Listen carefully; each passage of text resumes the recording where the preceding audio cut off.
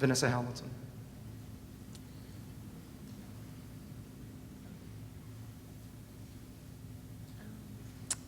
I actually don't really know very much about the mill rate.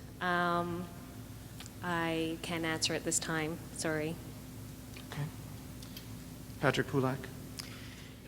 When we talk about the mill rate and how low it is, I think we're asking the wrong question. I think the fact is people want to know out there, are we getting bang for a buck?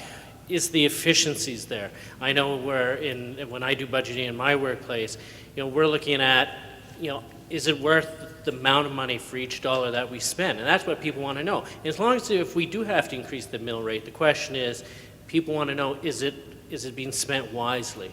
And as far as I'm concerned, when it comes to education, people need to know that. If I could follow up, Devin, for just a quick second.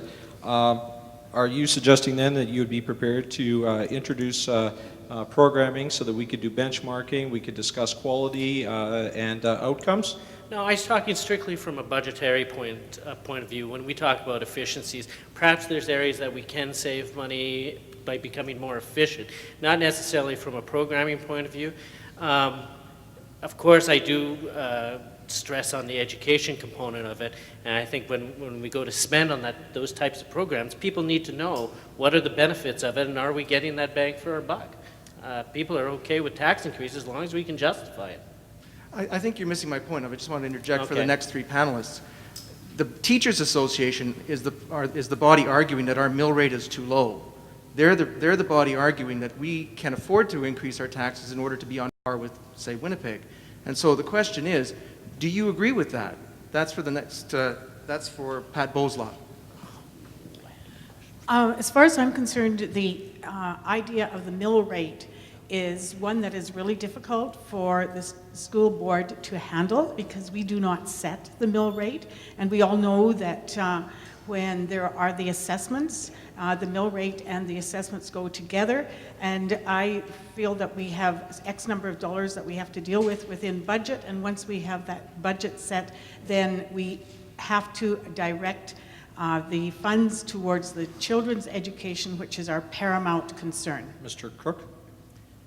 The Teachers Association has really missed the central issue, and that is performance.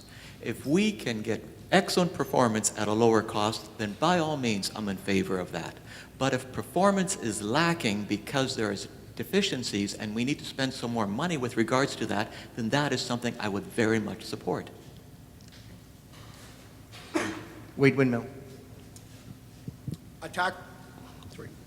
A tax increase is not justified regardless of the mill rate until we ensure that all waste is eliminated from the division. I went to a candidate information session 2 weeks ago, and the first thing that happens when we arrive is they bring out a free lunch for us all. I don't need and I don't deserve a free lunch paid for by the Brandon taxpayers. Next up, we're going to have a question from John Lareggio, CKLQ. Thank you. I'm going to deviate from the prepared questions. A few things that were said here that caught my attention, and I'm going to kind of give the heads up to Wade Windmill, Peter Bartlett, Jim Murray, George Burry, and I'll pick Pat Boslaw. We're hearing a lot about budget cuts, trimming this, trimming that, mill rates, and the comment I've heard is administration. We have too much administration in the Brandon School Division. I'm looking at 18 candidates vying for 10 positions. Do we have too many trustees? Mr. Windmill. First of all, that's a great question. It was certainly one I wasn't expecting. I honestly don't know at this time whether we have too many trustees or not. That's an excellent question. It's certainly something that I'd be willing to answer in the future. But well, you kind of, if I may, you mentioned 14% pay hike for the trustees, so I got the impression you think trustees make too much money. Where's a great place to cut? Let's cut some trustees. Thank you. Mr. Burry. With due respect, trustees, check it out yourself. Their salaries are probably among the lowest of anybody in the Brandon School Division. We're 18 people vying for 8 positions, and one has been acclaimed already. Sorry. So What was the second part of your question? Do we have too many trustees on the board? I don't think so. I think with the size of the division we have, the number of students, the work that's involved, we have the right number of trustees. Pat? In reference to the budget cuts, this is really difficult to do because there is a little situation called Consumer Price Index, which reflects the automatic costs in increases. Pat, my preamble dealt with budget cuts because we've heard a lot about budget cuts, but my question was, do we have too many trustees? Is that where we can cut? I thought you were questioning, I'm sorry, I was mistaken because I thought that the budget cuts referred to, can we cut the budget? But By cutting trustees, you're cutting a bit off the budget. in terms of trustees, from the experience that I had 4 years ago, there were so many committees that had to deal with issues, progress in the division, issues for students, that we needed that many trustees to be allocated to all of the different committees. And so it would be very difficult to honor the requests that we have if we didn't have trustees to deal with it. Thank you. Peter? Thank you. I'm given a significant amount of information for each of the 3 or 4 committees on which I serve, and each of the trustees, the other 8 trustees, serve that and more committees as well. And I agree with Pat, when you're dealing with 7,600 students and a multitude of situations from transportation to facilities to programming to coursework to all kinds of things, policies, an incredible amount of time that we spend on policies, good policies, that I believe 9 are needed. Thank you. Jim? Thank you, John. Certainly, I mean, we could probably cut a couple trustees out of there. I think that would save about $26,000 on a $67 million budget. The problem would be then that with the number of committees we have and the amount of work that we've done in the last few years, trustees are going to find themselves increasingly at committee meetings. And I think that in order to do the work that's been done, you need the 9 trustees around that table distributed over the committees that we have. Recently, City Hall did an audit of all their committees and just cut a lot of the committees. They looked at them and amalgamated them or just decided some of these committees we don't need them. Would you then look at all these committees and perhaps decide, some could be amalgamated, some we just don't need? We beat them to that, John. We did that about 6 years ago. We cut down the number of committees drastically. We reduced the amount of committees that our senior administration would sit on because they were spending too much time on committees. So we actually beat the city to that and cut our committees down. I think it was about 6 years ago. Thank you. I see, hold on, we have Glenn Crook wishes to add something? I absolutely would agree with cutting at least one school trustee position. This whole concept that we have committees, well, that in itself is an example of poor management. B?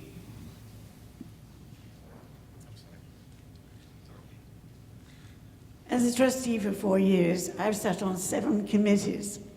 I don't think that people who are working have a lot of time to do any more. So to cut down on trustees is not a good thing. There's a lot of research, there's a lot of reading, there's a lot of visiting of schools, talking to parents, talking to staff. And so I think it's necessary that we keep the 9 trustees. John, if I could, we had one final hand raised, which was Mr. Bury. Then we're going to move on to the next question from Deborah and Ross. I just wanted to point out, while we're talking about making cuts, we did a couple of years ago cut one senior administration, and we went from 3 positions to 2 there. Deborah? Okay, the next question is for the challengers Barrett, Galatuck, Bobby, Cameron, Sumner, and Gonzarek. Roughly 80% of the school division's annual budget goes towards salaries. Given this, can you tell us how you would hold the line on already high school taxes without taking teachers out of the classroom? And I would like specific examples, please.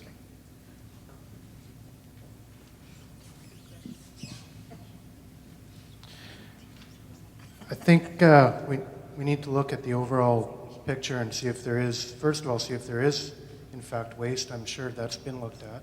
If there's places we can be more efficient in those areas. Specific examples, I haven't been at the board table and I'm not aware of specifics necessarily, there may be other ways we can do things better as well with planning the school day, and other ideas that we can do things better than we've been doing and more efficiently. Galatech, yeah, Marla. Hi. I do believe, once I get in and can have a look at it, as Michael had said about efficiency, we have to make sure that our resources are being used to the best of their ability that are in the school currently. We're using the teachers to the best that we can use them for.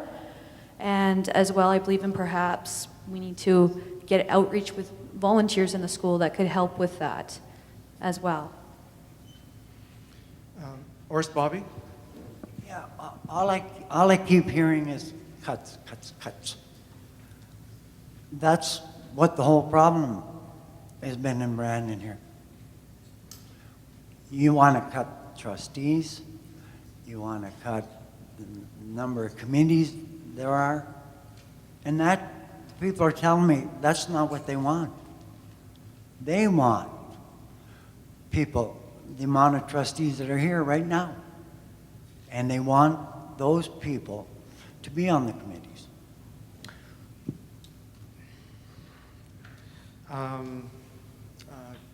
Cameron, it's Sean Cameron. I think the best way we could look at holding the line on these is just to continue to focus on core strengths within schools. Our English programs, our mathematics, our numeracy programs, our language, social studies, sciences. If we can push our school division back to a hardcore focus on that, then maybe some of the fringe programs we back off on to keep a hard line on the taxes. If I could interrupt for a second, can you give me some examples of programs that you, if elected as trustee, are going to work to remove?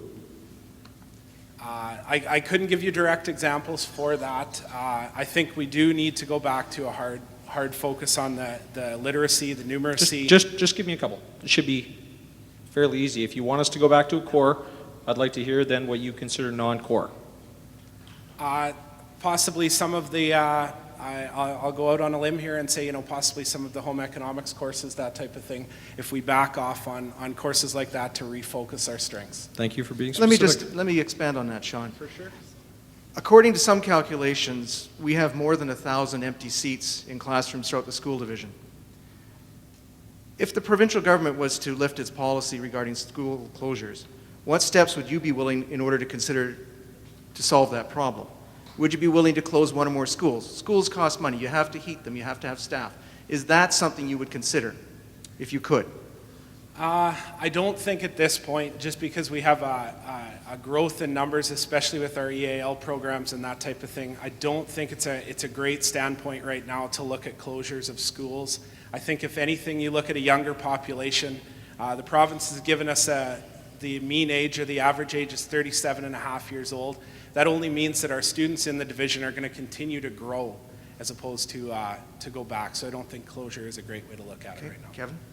Well, the real problem here, Devon, is that we're saddled with an antiquated taxation system that puts boards in a situation where we're forced to choose between taxing local taxpayers and spending on education as a result of provincial underfunding chronically, year after year, of the education budget. We really need to look at lobbying as one of the province's largest school divisions, lobbying the provincial government to adopt a modern taxation education financing system like has been adopted in every other province and confederation. Finally, candidate Kogan-Sarek. Thank you. I think at least at the minimum what we need to do is maintain the status quo with what we have in the division already. And hopefully we could hold the line on taxes by doing that. And then, like some of the other candidates said, take a serious look at the efficiency and how things are working and review it that way.